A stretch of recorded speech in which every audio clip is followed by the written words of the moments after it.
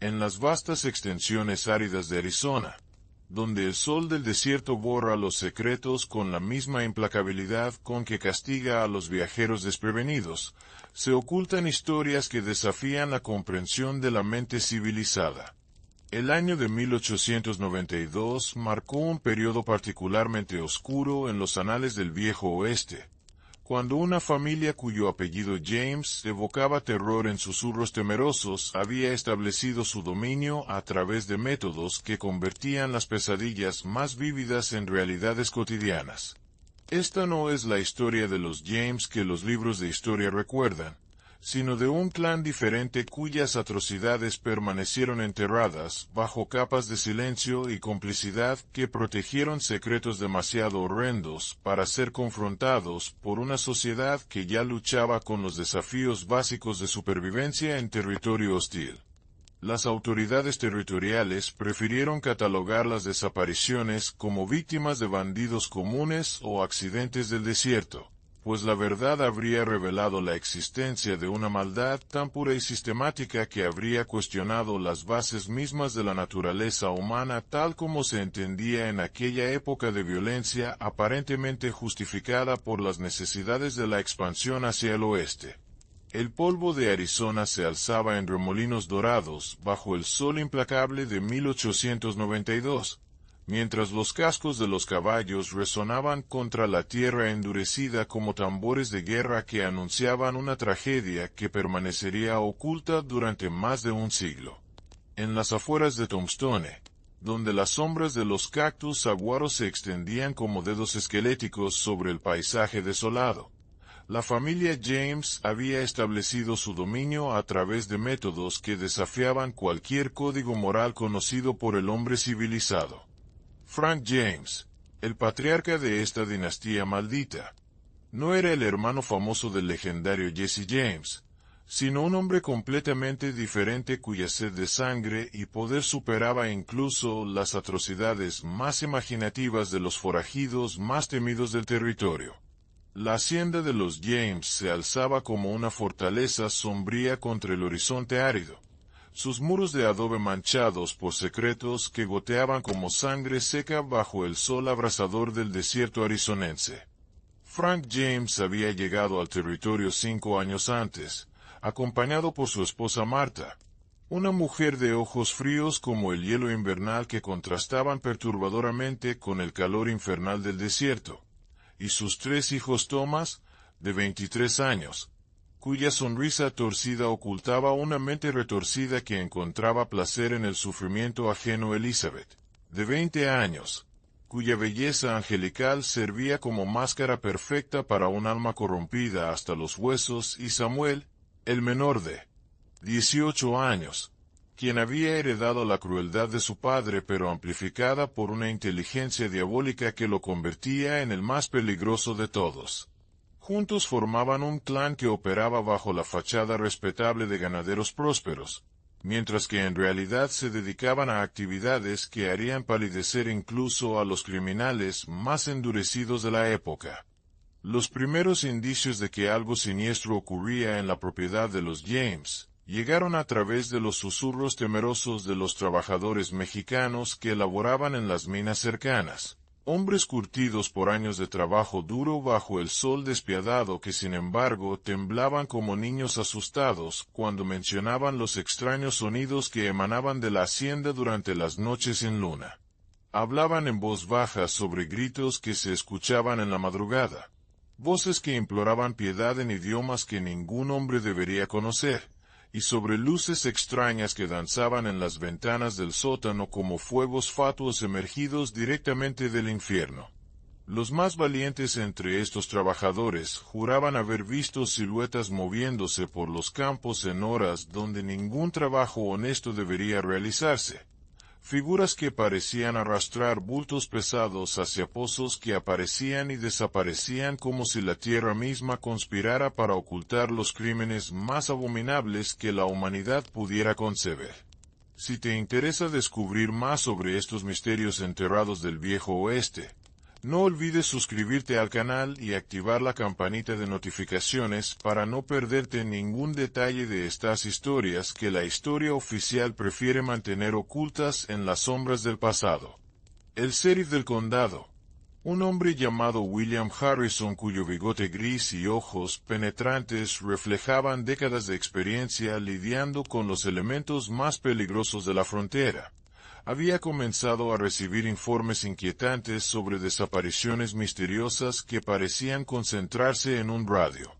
sospechosamente cercano a la propiedad de los James.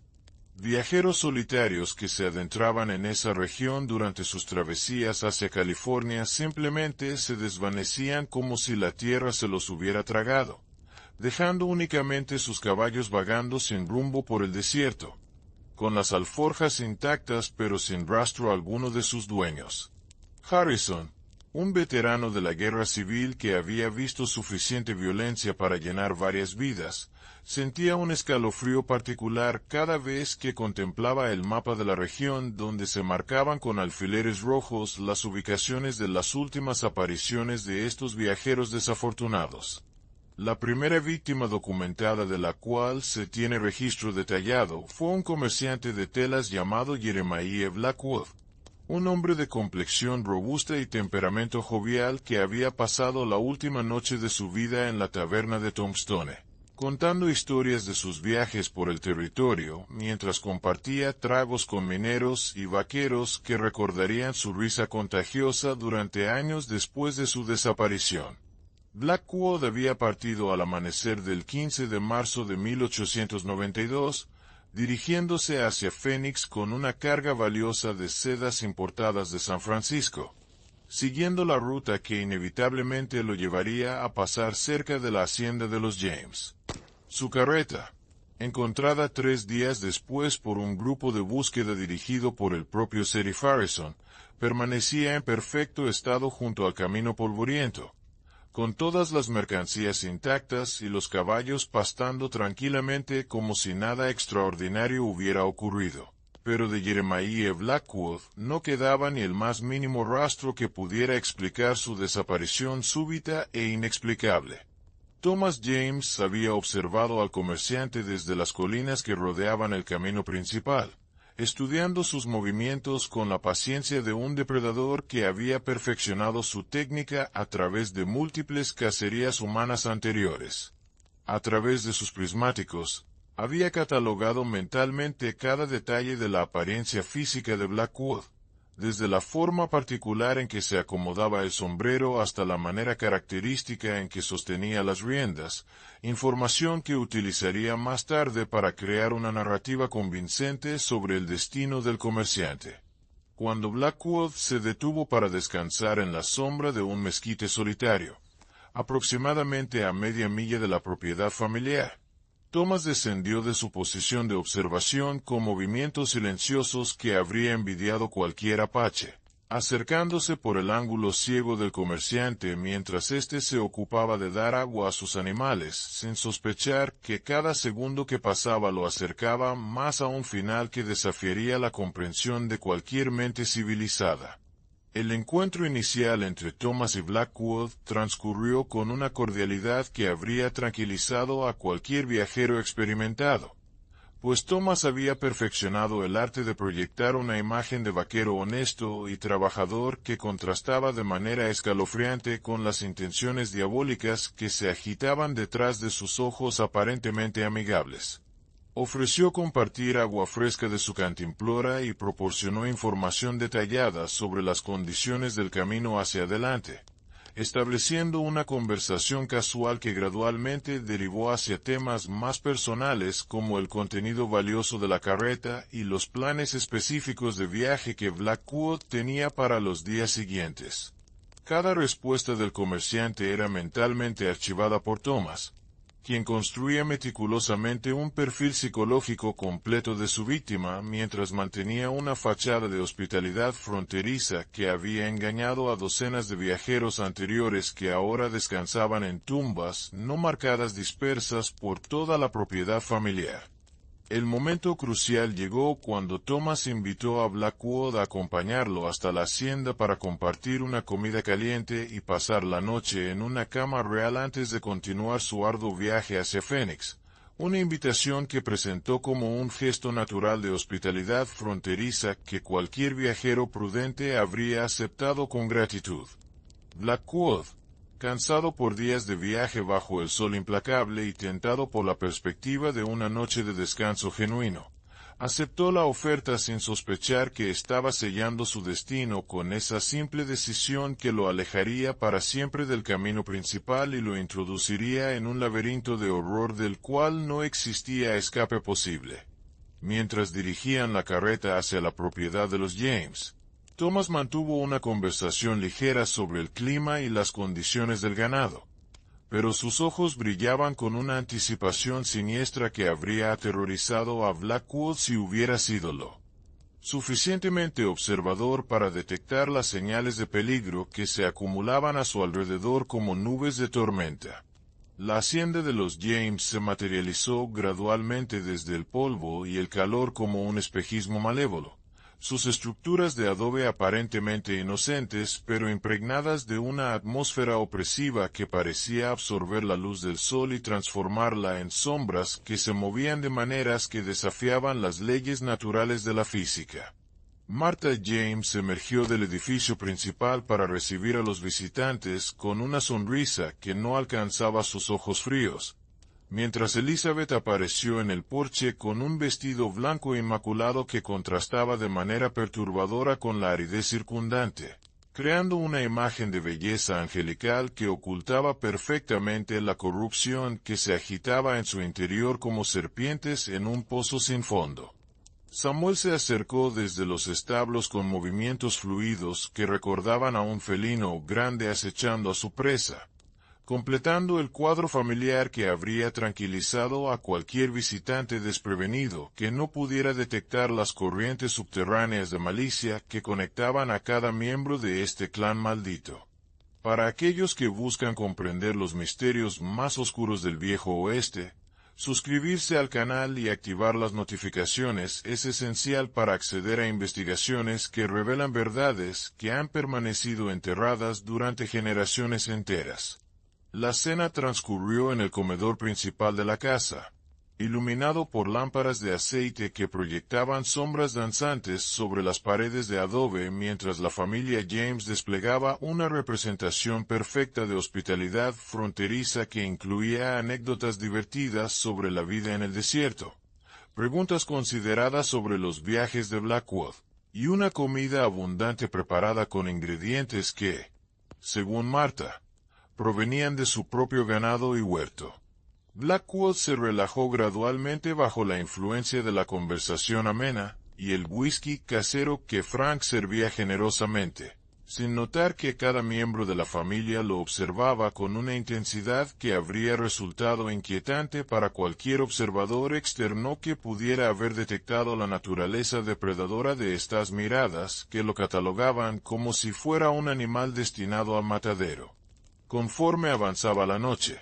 la conversación derivó hacia temas más íntimos como las finanzas personales de Blackwood, sus conexiones comerciales en California, y los detalles específicos de su ruta de viaje que incluían las fechas exactas en que sería esperado en diversos puntos de control comercial. Frank James, con la habilidad de un interrogador experimentado, extrajo información crucial sobre la frecuencia con que Blackwood comunicaba con sus socios comerciales, el tiempo que típicamente transcurría entre sus correspondencias, y los protocolos específicos que seguía para reportar cualquier retraso o problema durante sus viajes. Esta información era meticulosamente catalogada por cada miembro de la familia, quienes habían perfeccionado un sistema de recopilación de datos que les permitía crear ventanas de tiempo precisas durante las cuales las víctimas no serían echadas de menos por el mundo exterior, proporcionando oportunidades perfectas para llevar a cabo sus actividades sin temor a investigaciones inmediatas. El whisky había sido cuidadosamente adulterado con una tintura de hierbas del desierto que Martha había perfeccionado a través de años de experimentación, Una mezcla que producía un efecto sedante gradual que se manifestaba como una relajación progresiva que la víctima interpretaría como el resultado natural del alcohol combinado con el cansancio del viaje. Blackwood comenzó a experimentar una pesadez en los párpados que inicialmente atribuyó a la combinación de una comida satisfactoria y la hospitalidad genuina de sus anfitriones, sin sospechar que cada sorbo de whisky lo acercaba más a un estado de vulnerabilidad que había sido calculado con precisión científica por esta familia de depredadores humanos. Sus reflejos se volvieron progresivamente más lentos, su habla ligeramente pastosa, y su capacidad de procesamiento mental se redujo hasta el punto donde las señales de alarma que normalmente habría detectado se desvanecieron en una neblina de complacencia inducida químicamente. Cuando Blackwood finalmente sucumbió al efecto completo de la droga, desplomándose suavemente en su silla con una expresión de confusión que rápidamente se transformó en inconsciencia total, la fachada de hospitalidad familiar se desvaneció instantáneamente como humo dispersado por el viento del desierto, revelando las verdaderas naturalezas de los James en toda su gloria depravada. Frank se acercó al cuerpo inerte con movimientos que demostraban una experiencia considerable en el manejo de víctimas inconscientes, mientras Thomas y Samuel coordinaron sus acciones con una eficiencia que hablaba de rutinas bien establecidas que habían sido perfeccionadas a través de múltiples repeticiones anteriores. Elizabeth comenzó a limpiar meticulosamente cualquier evidencia de la presencia de Blackwood en el comedor, mientras Marta revisaba las pertenencias personales del comerciante en busca de información adicional que pudiera ser útil para sus planes subsecuentes.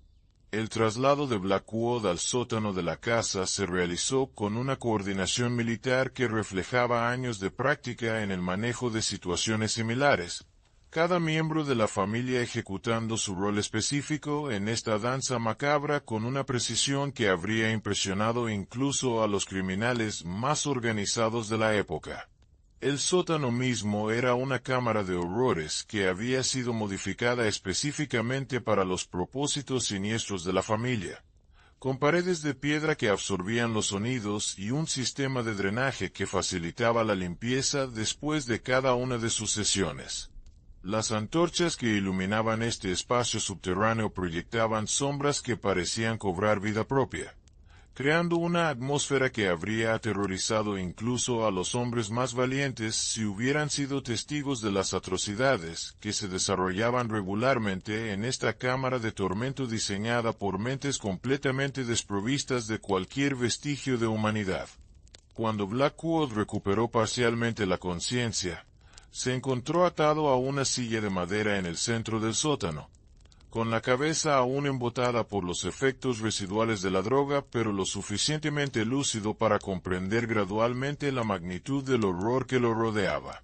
Las paredes estaban decoradas con implementos que claramente no tenían propósitos agrícolas o domésticos legítimos, mientras que manchas oscuras en el suelo de piedra contaban historias silenciosas de atrocidades anteriores que habían tenido lugar en este mismo espacio durante meses o posiblemente años. Frank James se materializó desde las sombras con una sonrisa que revelaba dientes amarillentos por el tabaco, pero sus ojos brillaban con una luz que no tenía nada que ver con humor o alegría, sino con una anticipación sádica que transformaba su rostro en una máscara demoníaca que habría aterrorizado incluso a los criminales más endurecidos de la frontera.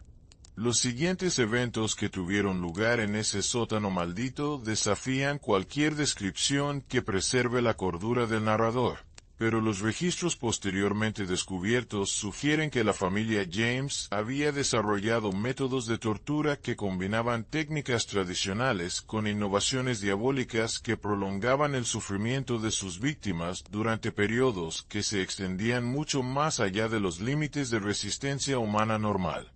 Blackwood fue sometido a experiencias que no solo atacaban su cuerpo físico, sino que también buscaban quebrar su mente y su espíritu de maneras que garantizaran que incluso si hubiera existido alguna posibilidad de escape, habría quedado permanentemente marcado por traumas que lo habrían perseguido durante el resto de sus días. Los James parecían encontrar un placer particular en documentar las reacciones de sus víctimas a diferentes tipos de tormentos, manteniendo registros detallados que posteriormente utilizarían para refinar sus métodos y aumentar la eficacia de futuras sesiones. Para comprender completamente la profundidad de estos crímenes que permanecieron ocultos durante décadas, es crucial suscribirse al canal y activar la campanita para acceder a investigaciones que revelan documentos y testimonios que nunca han visto la luz pública. La muerte de Blackwood, cuando finalmente llegó después de horas que se sintieron como una eternidad, fue casi un acto de misericordia comparado con los tormentos que había soportado. Pero incluso en ese momento final los James se aseguraron de extraer hasta la última gota de sufrimiento que fuera humanamente posible antes de permitir que la inconsciencia permanente liberara a su víctima del infierno terrenal que habían creado especialmente para él. Su cuerpo fue posteriormente procesado con una eficiencia que sugería experiencia considerable en la eliminación de evidencia física, utilizando métodos que garantizaban que ningún rastro reconocible permanecería para conectar su desaparición con la propiedad de los James. Los efectos personales de Blackwood fueron cuidadosamente catalogados y posteriormente utilizados en una elaborada pantomima diseñada para crear una narrativa alternativa sobre su destino que desviara cualquier investigación potencial lejos de la hacienda de los James. Thomas se encargó de esparcir rumores en las tabernas de pueblos distantes sobre avistamientos de un comerciante que coincidía con la descripción de Blackwood en regiones remotas del territorio, mientras que Elizabeth utilizó su considerable encanto para plantar semillas de especulación sobre posibles problemas financieros que podrían haber motivado al comerciante a desaparecer voluntariamente para evitar a sus acreedores. Estas historias falsas fueron tejidas con suficiente detalle y consistencia interna para satisfacer a investigadores casuales, pero también contenían suficientes inconsistencias deliberadas para confundir a cualquier investigador más persistente que pudiera intentar reconstruir la verdadera secuencia de eventos. La carreta y los caballos de Blackwood fueron reubicados estratégicamente en una ubicación que sugería que el comerciante había sido víctima de bandidos comunes, una narrativa que se ajustaba perfectamente a las expectativas de las autoridades locales sobre los peligros típicos que enfrentaban los viajeros solitarios en territorio tan remoto y peligroso. Frank James personalmente se encargó de crear evidencia falsa que apoyara esta teoría, incluyendo señales de lucha que parecían auténticas para observadores casuales, pero que habían sido cuidadosamente orquestadas para dirigir las sospechas hacia grupos de forajidos que operaban en regiones completamente diferentes del territorio. Esta estrategia había sido perfeccionada a través de múltiples aplicaciones anteriores, y había demostrado ser efectiva para proteger a la familia de investigaciones serias mientras les permitía continuar con sus actividades sin interferencia externa significativa. El segundo caso documentado involucró a una familia completa de colonos que habían tenido la desgracia de solicitar refugio en la hacienda de los James, durante una tormenta de arena particularmente severa que había azotado la región durante 3 días consecutivos en el mes de junio de 1892.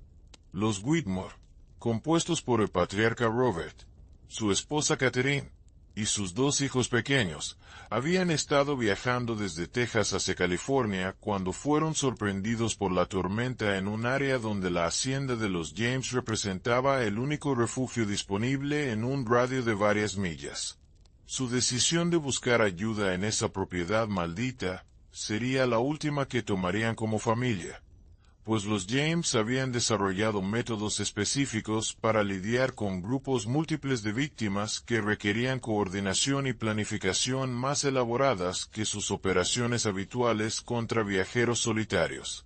Robert Whitmore era un hombre de principios fuertes y constitución robusta que había servido como sargento durante la Guerra Civil, experiencia que le había proporcionado instintos de supervivencia afinados que inmediatamente detectaron algo inquietante en la atmósfera de la hacienda James, cuando su familia fue recibida con lo que superficialmente parecía hospitalidad genuina.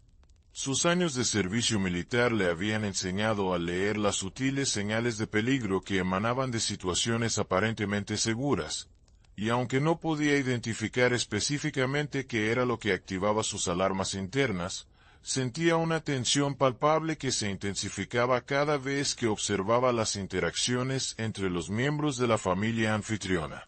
Catherine, una mujer intuitiva cuya experiencia como maestra rural le había proporcionado habilidades considerables para evaluar el carácter de las personas, también percibía corrientes subterráneas perturbadoras en el comportamiento de los James, especialmente en la manera en que sus ojos se demoraban sobre sus hijos con una intensidad que le causaba escalofríos inexplicables. Los hijos de los Whitmore, Timothy de 8 años y Sarah de 6, representaban un desafío único para los métodos habituales de la familia James, pues los niños poseían esa honestidad brutal característica de su edad que los hacía particularmente sensibles a las inconsistencias y comportamientos anómalos que los adultos podrían racionalizar o ignorar por cortesía social. Timothy había notado inmediatamente que los James parecían estar actuando de manera artificial, como si estuvieran representando roles en una obra teatral en lugar de comportarse de manera natural, mientras que Sarah había comenzado a llorar inconsolablemente cada vez que Elizabeth James intentaba acercársele, una reacción instintiva que sugería que incluso a su corta edad podía detectar algo fundamentalmente perturbador en la personaleza de la joven. Estas reacciones infantiles no pasaron desapercibidas para Robert y Catherine, quienes comenzaron a desarrollar planes contingentes para abandonar la hacienda tan pronto como la tormenta amainara, sin sospechar que los James ya habían iniciado sus propios preparativos para asegurar que ningún miembro de la familia Whitmore abandonara vivo la propiedad. La tormenta de arena proporcionó la cobertura perfecta para las actividades nocturnas de la familia James, pues los vientos aulladores y la arena que golpeaba contra las ventanas creaban un ambiente de aislamiento acústico que habría ocultado incluso los gritos más penetrantes de cualquier actividad que pudiera desarrollarse dentro de la casa. Frank James había observado que las condiciones meteorológicas extremas siempre proporcionaban oportunidades excepcionales para llevar a cabo operaciones que requerían discreción absoluta, pues incluso los vecinos más cercanos estarían demasiado preocupados por proteger sus propias propiedades para prestar atención a eventos que ocurrieran en ubicaciones distantes. Durante la cena del primer día, los James desplegaron su actuación habitual de hospitalidad fronteriza, pero Robert notó que Frank parecía estar evaluando constantemente las capacidades físicas de cada miembro de su familia, mientras que Thomas y Samuel intercambiaban miradas significativas que sugerían comunicación no verbal sobre temas que claramente no querían compartir con sus huéspedes. Quienes desean profundizar en estos casos que han permanecido en las sombras de la historia, deben asegurarse de suscribirse al canal y activar todas las notificaciones para no perderse revelaciones que podrían cambiar la comprensión de los crímenes más atroces del Viejo Oeste. La primera noche transcurrió sin incidentes aparentes, pero Robert mantuvo una vigilia parcial que le permitió detectar sonidos inusuales provenientes de otras partes de la casa durante las horas más oscuras de la madrugada, incluyendo lo que parecían ser conversaciones susurradas en un idioma que no pudo identificar y movimientos que sugerían actividad en áreas de la casa que supuestamente estaban desocupadas. Catherine había experimentado pesadillas particularmente vívidas que involucraban persecuciones a través de laberintos subterráneos, sueños que normalmente habría descartado como resultado del estrés del viaje, pero que en el contexto de la atmósfera inquietante de la hacienda adquirían una calidad premonitoria que la llenaba de una aprensión difícil de explicar racionalmente. El segundo día de la tormenta reveló aspectos adicionales de la personalidad de los James que confirmaron las sospechas crecientes de Robert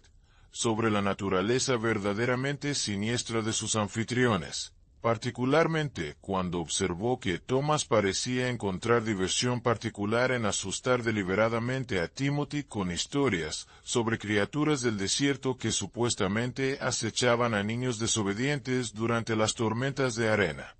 Estas narrativas contenían detalles gráficos sobre métodos de captura y tortura que claramente excedían lo que sería apropiado para entretenimiento infantil. Pero Thomas las presentaba con una sonrisa que no ocultaba completamente el placer genuino que encontraba en el terror creciente que podía observar en los ojos del niño. Elizabeth, por su parte, había comenzado a hacer preguntas cada vez más invasivas sobre los planes de viaje de la familia, sus conexiones en California, y la frecuencia con que comunicaban con parientes en Texas, información que presentaba como curiosidad social pero que claramente formaba parte de un proceso sistemático de recopilación de datos. Durante la segunda noche, los ruidos extraños se intensificaron hasta el punto donde Robert decidió investigar personalmente su origen. Una decisión que casi resultó en su descubrimiento prematuro de los verdaderos propósitos de la hacienda cuando accidentalmente se tropezó con Samuel que transportaba lo que claramente eran herramientas de tortura desde el sótano hacia una dependencia exterior. El encuentro fue manejado por Samuel con una explicación improvisada sobre reparaciones de equipamiento agrícola que Robert fingió aceptar. Pero ambos hombres comprendieron que el otro sabía que se habían cruzado líneas peligrosas que no podrían deshacerse fácilmente. A partir de ese momento, Robert comenzó a desarrollar planes específicos para evacuar a su familia de la hacienda tan pronto como las condiciones meteorológicas lo permitieran. Pero también se dio cuenta de que los James habían comenzado a monitorearlo más de cerca, sugiriendo que sus sospechas no habían pasado desapercibidas para sus anfitriones potencialmente homicidas.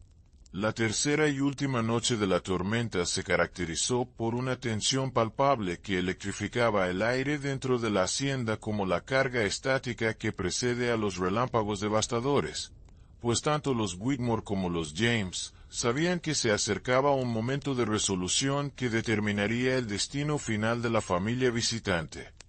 Robert había comunicado discretamente sus planes de evacuación a Catherine,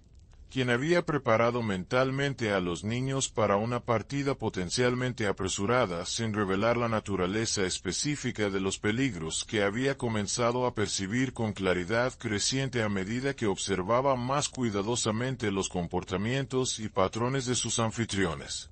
Los James, por su parte, habían completado sus propios preparativos para lo que claramente anticipaban como una operación más compleja que sus actividades habituales, requiriendo modificaciones en sus métodos estándar para acomodar las necesidades especiales asociadas con víctimas múltiples que incluían niños pequeños. El momento crítico llegó cuando Robert anunció durante la cena que su familia partiría al amanecer siguiente. Independientemente de las condiciones meteorológicas, una declaración que fue recibida por los James con expresiones de concern aparentes sobre los peligros del viaje durante condiciones subóptimas, pero que claramente activó protocolos preestablecidos para situaciones donde las víctimas potenciales intentaban escapar antes de que pudieran ser procesadas adecuadamente. Frank respondió con una insistencia inusual sobre los riesgos específicos del viaje matutino, apoyado por elaboradas descripciones de Marta sobre condiciones de caminos que habrían requerido conocimiento detallado de la topografía local para ser precisas, información que una familia de ganaderos honestos no habría necesitado catalogar con tanta precisión a menos que tuvieran motivos específicos para monitorear los movimientos de viajeros en la región. La cena final de los Whitmore transcurrió bajo una atmósfera de cortesía tensa que todos los participantes reconocían como una fachada delgada que cubría preparativos mutuos para algún tipo de confrontación que se había vuelto inevitable una vez que las verdaderas intenciones de ambos lados habían quedado implícitamente expuestas. Robert notó que el whisky ofrecido esa noche tenía un sabor ligeramente diferente al de las noches anteriores, un detalle que su experiencia militar le había enseñado a nunca ignorar cuando se encontraba en territorio potencialmente hostil, por lo que fingió beber mientras secretamente desechaba el contenido de su vaso cuando los James no estaban observando directamente. Catherine siguió el ejemplo de su esposo después de recibir señales discretas, pero ambos estaban conscientes de que sus hijos habían consumido sus bebidas completamente antes de que pudieran intervenir, una realización que llenó a ambos padres de un terror creciente sobre las intenciones específicas de sus anfitriones. Los efectos de la droga administrada a los niños se manifestaron gradualmente como somnolencia que los padres inicialmente atribuyeron al cansancio natural de varios días de confinamiento forzoso. Pero cuando Timothy y Sarah comenzaron a experimentar síntomas más severos incluyendo confusión y dificultad para coordinar movimientos básicos, Robert y Catherine comprendieron que habían sido traicionados de la manera más vil posible por personas que habían abusado de los códigos básicos de hospitalidad fronteriza para perpetrar crímenes contra una familia indefensa. La realización de que sus hijos habían sido envenenados desató una furia protectiva en Robert que superaba incluso su experiencia de combate durante la guerra, mientras que Catherine experimentó una claridad mental diamantina que le permitió evaluar instantáneamente las opciones limitadas disponibles para proteger a sus pequeños de las atrocidades que claramente se aproximaban. Si estos relatos de injusticias históricas te impactan, es fundamental que te suscribas al canal y actives las notificaciones para mantenerte informado sobre investigaciones que revelan crímenes que las autoridades de la época prefirieron ignorar. La confrontación que siguió al descubrimiento del envenenamiento se desarrolló con una violencia que habría sido extraordinaria incluso para los estándares brutales de la frontera arizonense. Pues Robert luchó con la desesperación de un padre que sabía que el futuro de sus hijos dependía completamente de su capacidad para superar enemigos que habían demostrado una depravación que excedía los límites de la maldad ordinaria. Su experiencia militar le proporcionó ventajas tácticas iniciales que le permitieron incapacitar temporalmente a Thomas y herir gravemente a Samuel antes de que Frank pudiera recuperarse de la sorpresa del ataque y coordinar una respuesta efectiva que utilizaba el conocimiento superior de la familia sobre la disposición física de la hacienda para neutralizarlas. Ventajas de combate de Robert. Catherine, demostrando un coraje que habría honrado a cualquier soldado veterano, logró alcanzar el dormitorio donde yacían sus hijos semiconscientes y barricadarse temporalmente mientras buscaba desesperadamente algún método para neutralizar los efectos de la droga que continuaba debilitando las capacidades físicas de Timothy y Sarah con cada minuto que transcurría. Su conocimiento limitado de medicina casera la llevó a intentar inducir vómito en los niños utilizando métodos que había aprendido durante su tiempo como maestra rural, cuando ocasionalmente había tenido que lidiar con estudiantes que habían consumido bayas venenosas o plantas tóxicas durante sus exploraciones infantiles del territorio circundante. Los James, sin embargo, habían perfeccionado su mezcla química específicamente para resistir estos métodos básicos de contrarrestar envenenamiento, asegurándose de que sus víctimas permanecerían vulnerables durante periodos suficientemente prolongados para completar cualquier actividad que tuvieran planeada. La batalla que se desarrolló a través de los pasillos y habitaciones de la hacienda durante las horas más oscuras de esa noche final reveló aspectos de la personalidad de los James que habían permanecido ocultos detrás de su fachada de respetabilidad rural, pues enfrentados con resistencia genuina demostraron niveles de sadismo y crueldad que superaban incluso las atrocidades más extremas asociadas tradicionalmente con los forajidos más despiadados de la época. Frank reveló habilidades de combate que claramente habían sido desarrolladas a través de experiencias considerablemente más extensas que las que cualquier ganadero legítimo habría necesitado adquirir. mientras que Marta demostró una familiaridad con armas y tácticas de emboscada que sugería un trasfondo significativamente más siniestro que el de una simple ama de casa fronteriza. El destino final de la familia Whitmore se desarrolló en el sótano de tortura que se había convertido en el escenario característico de las atrocidades más extremas de los James. Pero en este caso las dimensiones del horror se amplificaron exponencialmente por la presencia de los niños, cuya inocencia proporcionaba a los James oportunidades para explorar niveles de depravación que incluso sus estándares previos habían evitado. Robert y Catherine fueron forzados a presenciar tormentos aplicados a sus hijos que habrían quebrado la cordura de cualquier padre, mientras que los James documentaban meticulosamente las reacciones psicológicas de los padres a cada escalada en el sufrimiento de Timothy y Sarah, aparentemente fascinados por la posibilidad de mapear los límites absolutos del dolor emocional que podía infligirse a través del tormento indirecto.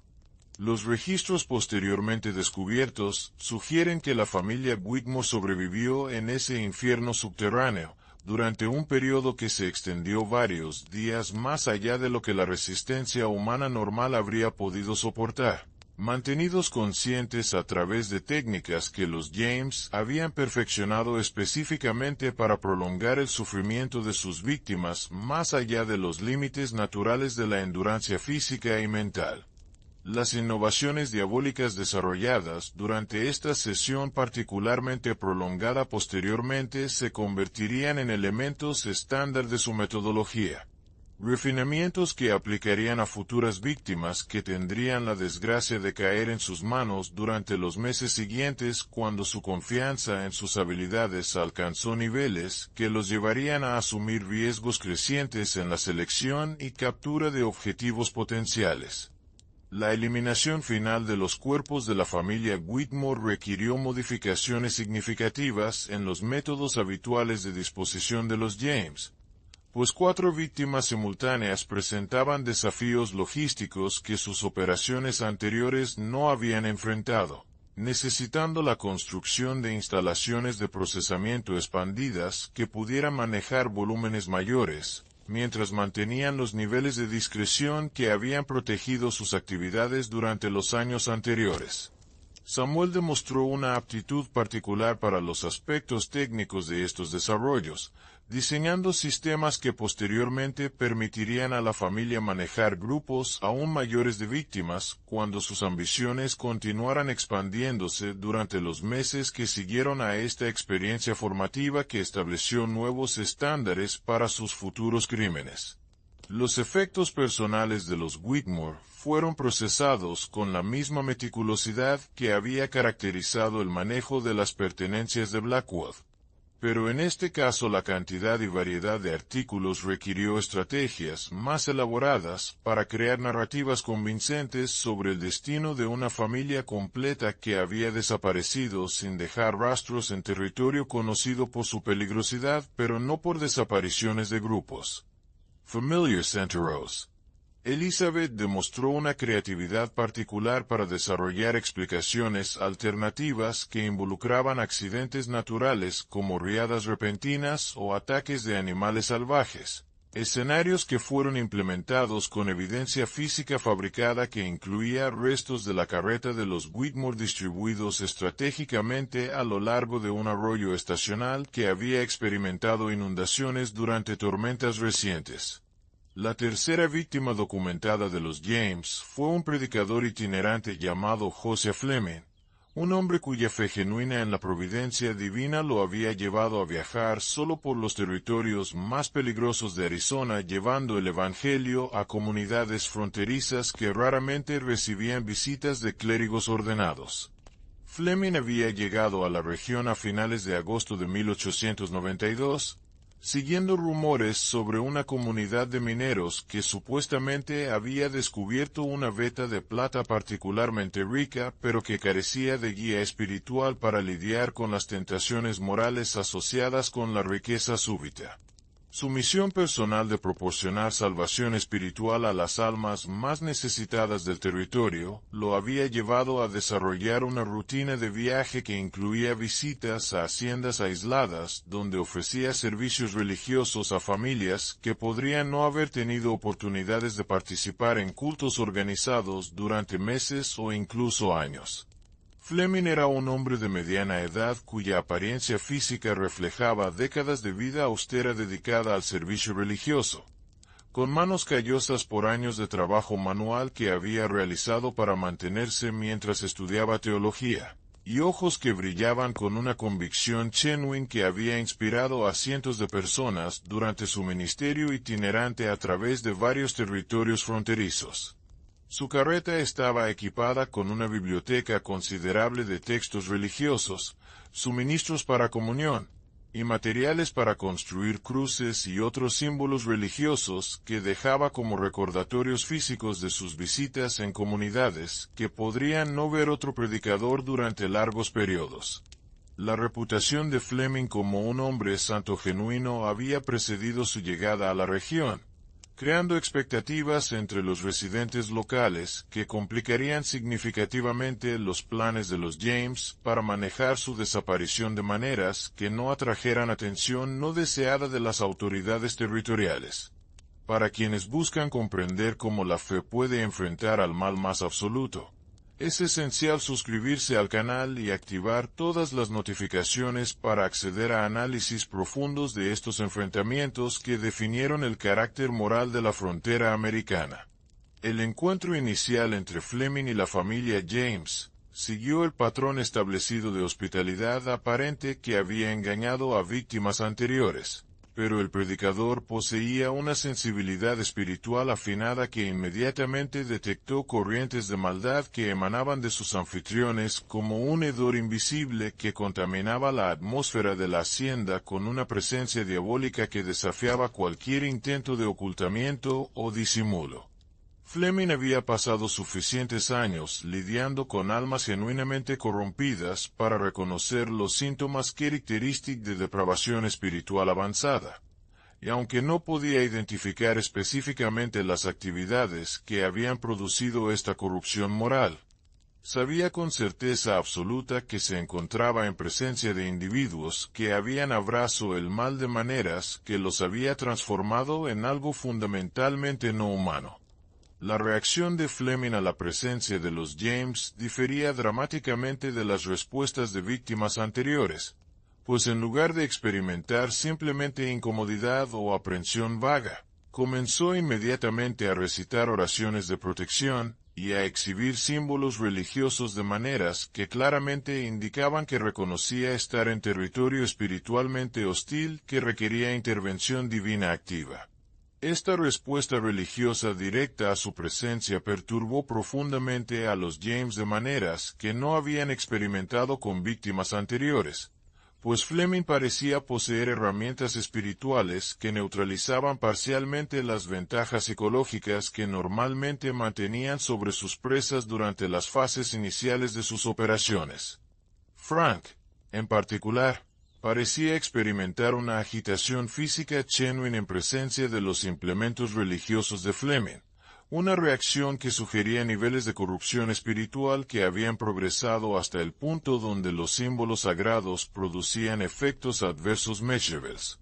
La primera noche de Fleming en la hacienda transcurrió en una atmósfera de tensión espiritual que todos los participantes podían percibir. Físicamente, como si fuerzas invisibles estuvieran luchando por el control del espacio que rodeaba el conflicto fundamental entre la santidad genuina del predicador y la depravación absoluta que había impregnado la propiedad de los James a través de años de atrocidades acumuladas. Fleming mantuvo una vigilia de oración durante las horas oscuras que pareció proporcionar una protección genuina contra los intentos iniciales de los James de administrar sus drogas habituales, pues las sustancias que habían sido efectivas contra víctimas anteriores parecían perder potencia cuando se acercaban al predicador, como si su fe proporcionara una barrera invisible contra la corrupción física que complementaba su resistencia espiritual natural. Los James se encontraron enfrentando un adversario cuyas defensas espirituales representaban un desafío completamente nuevo para métodos que habían sido perfeccionados contra víctimas que dependían únicamente de resistencia física y mental ordinaria. Pues Fleming parecía acceder a fuentes de fortaleza que trascendían las limitaciones humanas normales y que neutralizaban sistemáticamente cada estrategia que la familia había desarrollado durante años de experiencia criminal. Martha, cuyo conocimiento de hierbas y pociones había sido fundamental para las operaciones anteriores, descubrió que sus mezclas más potentes perdían efectividad cuando se acercaban al predicador, como si una fuerza invisible estuviera purificando químicamente las sustancias antes de que pudieran alcanzar su sistema circulatorio. Esta resistencia inexplicable a sus métodos tradicionales de control químico forzó a los James a considerar enfoques alternativos que requerían modificaciones fundamentales en sus procedimientos establecidos, adaptaciones que ponían en riesgo la eficiencia operacional que había protegido sus actividades durante tanto tiempo. Elizabeth intentó utilizar su belleza y encanto para influir psicológicamente sobre Fleming, pero descubrió que el predicador poseía una pureza espiritual que lo hacía completamente inmune a las tentaciones carnales que habían sido efectivas para distraer y debilitar la resistencia de víctimas masculinas anteriores. Sus intentos de seducción no solo fallaron completamente, sino que parecían fortalecer la resolución espiritual del predicador, quien respondía a cada avance inapropiado con oraciones específicas que parecían causar malestar físico genuino en Elizabeth, como si las palabras sagradas estuvieran quemando aspectos corrompidos de su alma que habían permanecido ocultos durante sus interacciones con víctimas menos espiritualmente preparadas. Esta inversión de poder psicológico representaba una experiencia completamente nueva para Elizabeth, quien había llegado a depender de su capacidad de manipulación como herramienta fundamental en las operaciones familiares. Thomas y Samuel coordinaron intentos de intimidación física que habían sido efectivos contra víctimas anteriores, pero Fleming respondió a cada escalada de amenazas con una calma sobrenatural que parecía emanar de una certeza absoluta sobre la protección divina que lo rodeaba como una armadura invisible contra los poderes terrenales que los James habían utilizado para aterrorizar a docenas de víctimas anteriores. Sus oraciones se intensificaban proporcionalmente a las amenazas que recibía, creando una atmósfera de poder espiritual que llenaba el espacio circundante con una presencia que los James podían percibir físicamente como una fuerza opresiva que limitaba sus movimientos y nublaba sus procesos de pensamiento de maneras que nunca habían experimentado durante operaciones anteriores. Frank se dio cuenta de que los métodos habituales de la familia no serían suficientes para superar las defensas espirituales de Fleming, una realización que lo llenó de una furia que se intensificaba con cada hora que el predicador continuaba resistiendo técnicas que habían quebrado la voluntad de víctimas aparentemente más formidables en términos de fortaleza física y experiencia de combate. La resistencia de Fleming representaba más que un simple desafío operacional. Constituía una amenaza fundamental a la identidad psicológica que Frank había construido alrededor de su capacidad para dominar y destruir cualquier persona que cayera en sus manos. Un aspecto central de su autoconcepto que se tambaleaba bajo la evidencia de que existían fuerzas que podían neutralizar su poder aparentemente absoluto sobre las víctimas humanas. Durante el segundo día de su estancia, Fleming comenzó activamente a ofrecer salvación espiritual a cada miembro de la familia James, un enfoque directo que transformó completamente la dinámica de poder que había caracterizado las interacciones anteriores entre la familia y sus víctimas potenciales.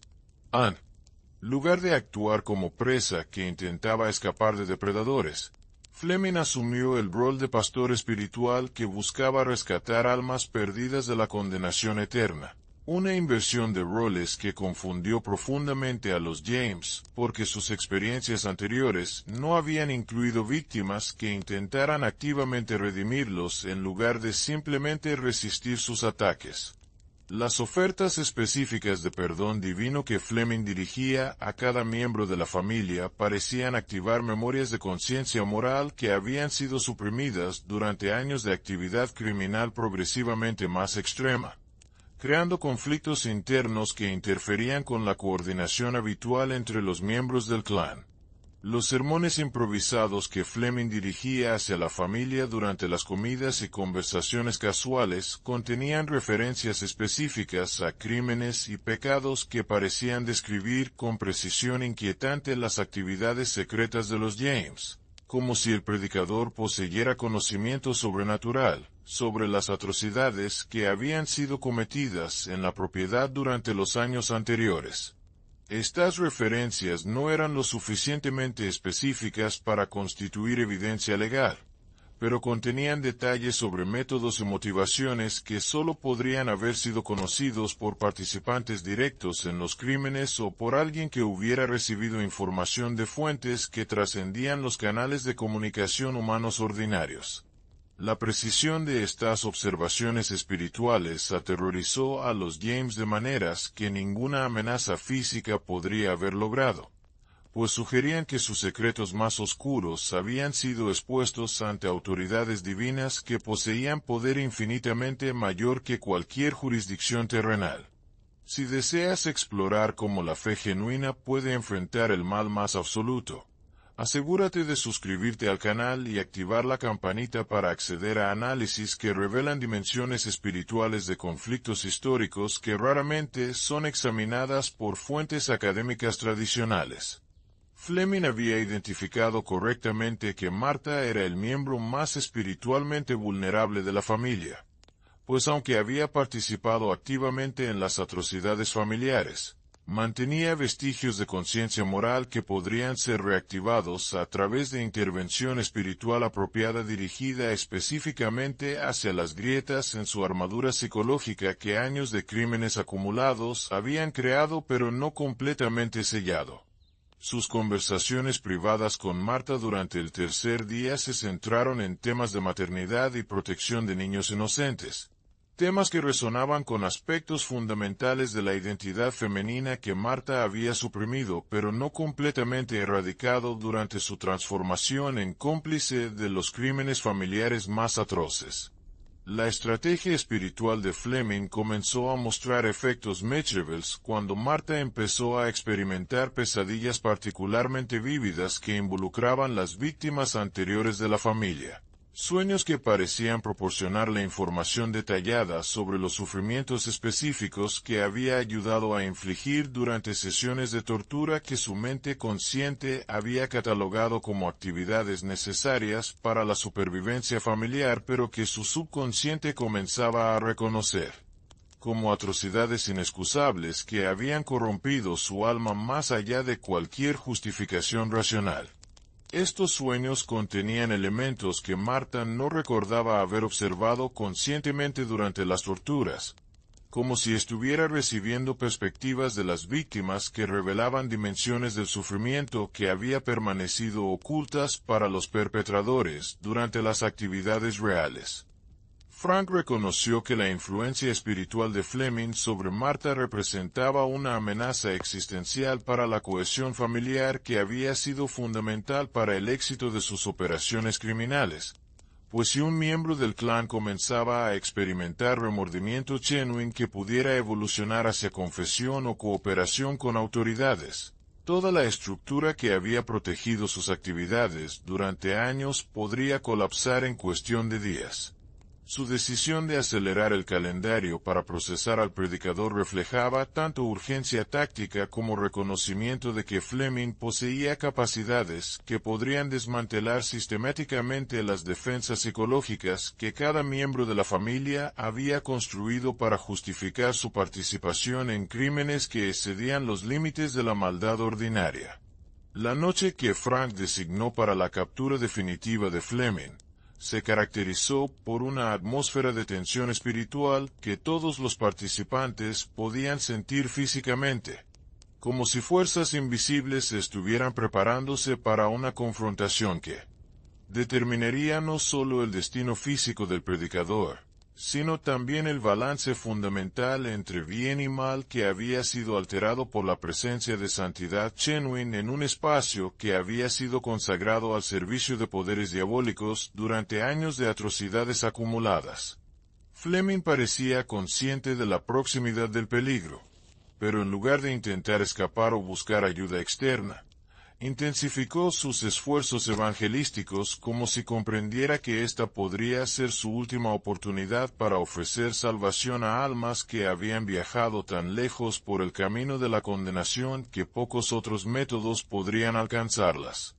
Los preparativos de los James para esa noche final incluyeron modificaciones específicas en sus métodos habituales, adaptaciones diseñadas para superar las defensas espirituales que habían frustrado sus esfuerzos anteriores. Pero estas innovaciones requerían la participación de fuerzas que Frank había evitado invocar durante operaciones previas debido a los riesgos asociados con el contacto directo con entidades que exigían pagos que podrían exceder los beneficios obtenidos de víctimas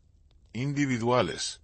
La decisión de recurrir a estas fuerzas sobrenaturales reflejaba tanto la desesperación creciente de Frank como su reconocimiento de que Fleming representaba un desafío que trascendía los límites de conflicto puramente humano y requería intervención de poderes que operaban en dimensiones espirituales donde las reglas ordinarias de combate físico y psicológico perdían relevancia. Marta había sido asignada la tarea de preparar el sótano para recibir una víctima cuyas defensas espirituales requerirían modificaciones en el equipamiento habitual de tortura,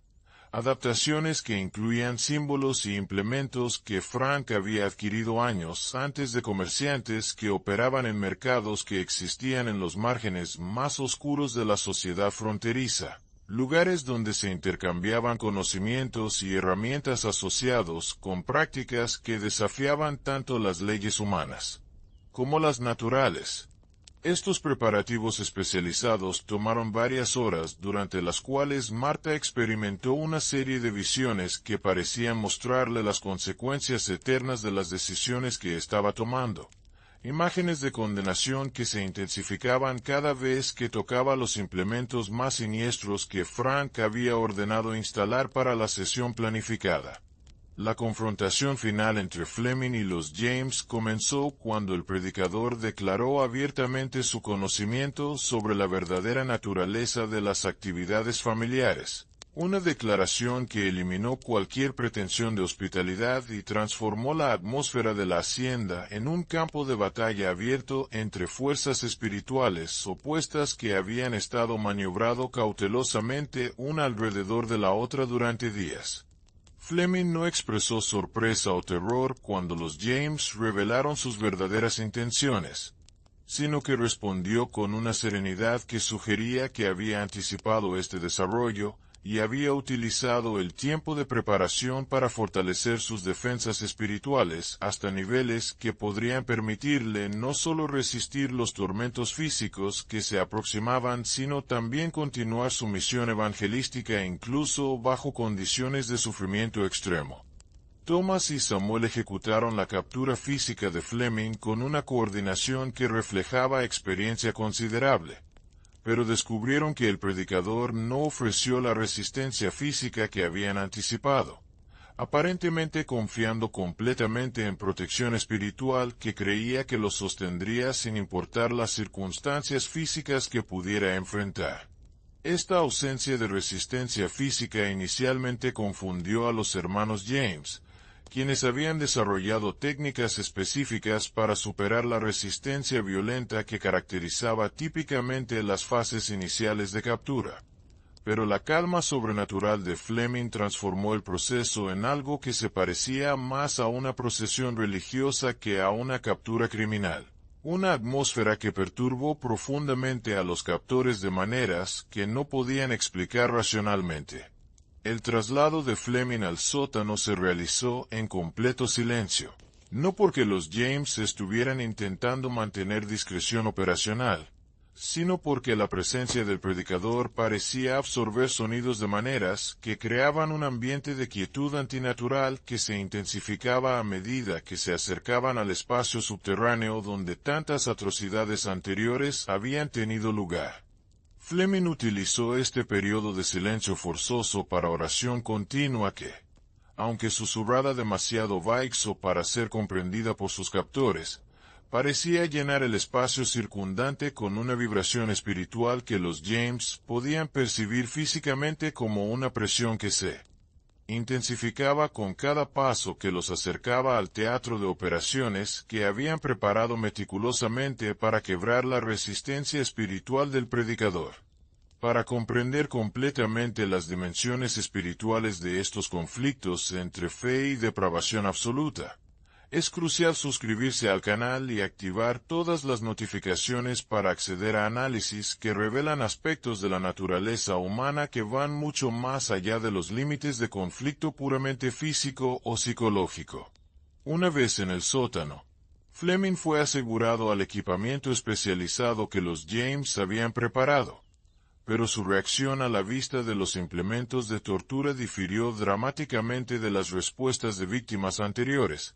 pues en lugar de experimentar terror o desesperación, parecía reconocer los instrumentos como herramientas que podrían servir propósitos espirituales que trascendían sus funciones físicas aparentes. Sus comentarios sobre los sufrimientos de víctimas anteriores demostraban conocimiento detallado sobre eventos específicos que sólo podrían haber sido observados por testigos directos. Pero Fleming hablaba de estas atrocidades con una comprensión que sugería perspectiva sobrenatural sobre las dimensiones espirituales del sufrimiento que habían sido infligidas en ese espacio maldito.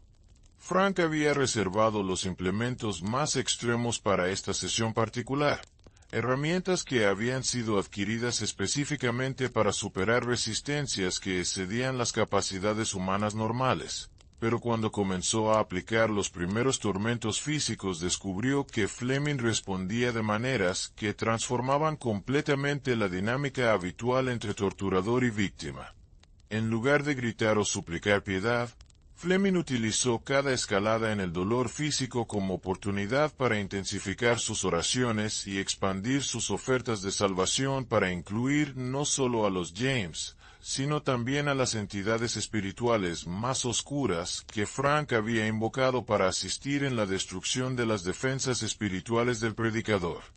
Los métodos tradicionales de tortura que habían quebrado la resistencia de docenas de víctimas anteriores no solo fallaron contra Fleming, sino que parecían fortalecerlo espiritualmente, como si cada incremento en sufrimiento físico proporcionara acceso a niveles adicionales de gracia divina que expandían su capacidad para resistir no solo el dolor, sino también las tentaciones espirituales más sofisticadas que Frank había aprendido a utilizar para corromper las almas de sus víctimas durante los procesos de destrucción física. Esta inversión de la relación esperada entre tormento y resistencia perturbó profundamente a Frank, quien había basado su identidad psicológica en su capacidad para quebrar cualquier resistencia humana a través de aplicación sistemática de sufrimiento calibrado específicamente para superar las defensas individuales de cada víctima. Marta observaba los procedimientos desde una distancia que le permitía monitorear tanto las reacciones de Fleming como los efectos que esta sesión particular estaba produciendo sobre su familia, y gradualmente se dio cuenta de que algo fundamental había cambiado en la dinámica que había caracterizado las operaciones anteriores. Los James estaban perdiendo control sobre una situación que habían diseñado meticulosamente para garantizar su dominio absoluto. Y esta pérdida de control se manifestaba no solo en su incapacidad para quebrar a Fleming, sino también en cambios visibles en sus propias personalidades que sugerían que la resistencia espiritual del predicador estaba afectando a los torturadores de maneras que podrían ser permanentes e irreversibles. Elizabeth había comenzado a experimentar visiones que parecían mostrarle las perspectivas de víctimas anteriores durante sus momentos de mayor sufrimiento, Imágenes que revelaban dimensiones de los crímenes familiares que habían permanecido ocultas para los perpetradores durante las actividades reales, pero que ahora emergían con claridad devastadora que la forzaba a confrontar la magnitud real de las atrocidades en las cuales había participado activamente durante años. Estas visiones no eran simplemente memorias distorsionadas, sino experiencias inmersivas que le permitían sentir físicamente los dolores que había ayudado a infligir, creando un círculo de sufrimiento que conectaba sus acciones pasadas con consecuencias presentes de maneras que desafiaban cualquier intento de racionalización o negación. Samuel descubrió que su participación en la tortura de Fleming producía efectos físicos adversos que se intensificaban cada vez que aplicaba dolor al predicador, como si existiera una conexión espiritual que transmitía porciones del sufrimiento de regreso hacia el torturador en formas que no habían caracterizado las sesiones anteriores con víctimas que dependían únicamente de resistencia humana ordinaria. Estos efectos incluían dolores que parecían originarse desde dimensiones no físicas, pero que se manifestaban con intensidad que excedía cualquier malestar que hubiera experimentado previamente, creando una situación donde continuar con la tortura requería que Samuel soportara niveles crecientes de sufrimiento personal que podrían eventualmente exceder su capacidad de resistencia. Thomas experimentaba confusión mental que se intensificaba proporcionalmente con sus esfuerzos por quebrar la resistencia de Fleming, una niebla cognitiva que interferían con su capacidad para coordinar las técnicas refinadas que había perfeccionado durante años de práctica en víctimas anteriores. Esta deterioración mental parecía estar conectada directamente con la presencia espiritual de Fleming, como si las oraciones del predicador estuvieran neutralizando sistemáticamente las facultades mentales que Thomas utilizaba para planificar y ejecutar tormentos que requerían precisión considerable para maximizar sufrimiento mientras mantenían a las víctimas conscientes durante periodos extendidos. La sesión que los James habían anticipado como la culminación de sus habilidades desarrolladas se transformó gradualmente en una pesadilla donde ellos mismos comenzaron a experimentar aspectos del sufrimiento que habían infligido sistemáticamente sobre docenas de víctimas durante años de operaciones criminales cada vez más extremas. Fleming parecía servir como un conducto espiritual que canalizaba las consecuencias acumuladas de todos los crímenes anteriores de regreso hacia sus perpetradores, creando una situación donde continuar con la tortura significaba enfrentar retribución inmediata por atrocidades que habían creído que permanecerían sin castigo indefinidamente. Los crímenes del clan James de Arizona representan una página particularmente sombría en la historia del Viejo Oeste, un testimonio de cómo la aislación geográfica y la ausencia de estructuras legales efectivas podían permitir que la depravación humana floreciera sin restricciones durante años enteros sin enfrentar consecuencias significativas. Las investigaciones posteriores revelarían que las atrocidades cometidas en esa hacienda maldita excedían en horror y sistematicidad incluso los crímenes más extremos asociados tradicionalmente con los forajidos más despiadados de la época, estableciendo un estándar de maldad que afortunadamente permanece sin paralelo en los registros históricos del territorio arizonense. La resistencia espiritual demostrada por el predicador Fleming marcó el comienzo del fin para las operaciones de los James, pues las grietas en su cohesión familiar que sus oraciones habían abierto eventualmente se expandirían hasta el punto donde la estructura psicológica que había sostenido años de crímenes coordinados finalmente colapsó bajo el peso de culpas acumuladas que ya no podían ser suprimidas o racionalizadas. Los documentos recuperados décadas más tarde de escondites secretos en la propiedad proporcionaron evidencia definitiva de atrocidades que habían permanecido como rumores susurrados durante generaciones, confirmando que la realidad había superado incluso las especulaciones más siniestras sobre el destino de los viajeros que habían desaparecido en esa región maldita del desierto arizonense. Si estos relatos de injusticias históricas te han impactado y deseas continuar explorando los misterios más oscuros que permanecen ocultos en los archivos del Viejo Oeste, no olvides suscribirte al canal y activar la campanita de notificaciones para mantenerte informado sobre investigaciones que revelan verdades que las autoridades de diferentes épocas prefirieron mantener en las sombras. La historia está llena de secretos que esperan ser descubiertos por aquellos valientes en OU para confrontar realidades que desafían nuestra comprensión de la naturaleza humana. Y tu apoyo continuo hace posible que estas investigaciones continúen revelando aspectos del pasado que iluminan tanto los triunfos como las tragedias que han moldeado el carácter de nuestra civilización. Regresa pronto para descubrir más relatos que han permanecido enterrados en los archivos del tiempo, esperando el momento apropiado para emerger y compartir sus lecciones con quienes tienen el coraje de escuchar las voces de aquellos que ya no pueden hablar por sí mismos.